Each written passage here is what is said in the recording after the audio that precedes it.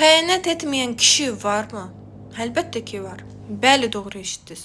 Niyə var? Gəlin bir məntiqlə buna baxaq.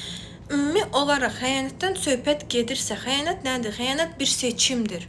Fərqi yoxdur. Qadın o xəyanət edir və yaxud kişi edir. Bu seçimdir. Yəni sən özünə, öz seçimlərinə xəyanət edirsən, sadiq deyilsən.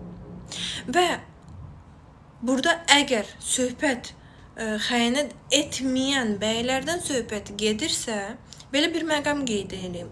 Hansı bəylər xəyanət etmir? Olğun, öz hisslərini, duyğularını anlayan, həyatdan bir növ görüb, götürən, zövq alan, yaşayan və ən çox da əlində etdiyi o varlıqları itirməyə çəkinənlər.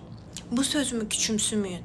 Ay kişidir, niyə itirməkdən qorxsun falan deyib, bunu ancaq özgüvənsiz bəylər düşünə bilər ki, bugün bu olmadı, səhərsi gün o birisi olacaq. Xeyr əzizlərim, belə deyil. İnsan öz seçiminə sadiq olmalıdır və seçimlərinə hörmətlə yanaşıb xoşbəxt və sağlam həyatını yaşamalıdır.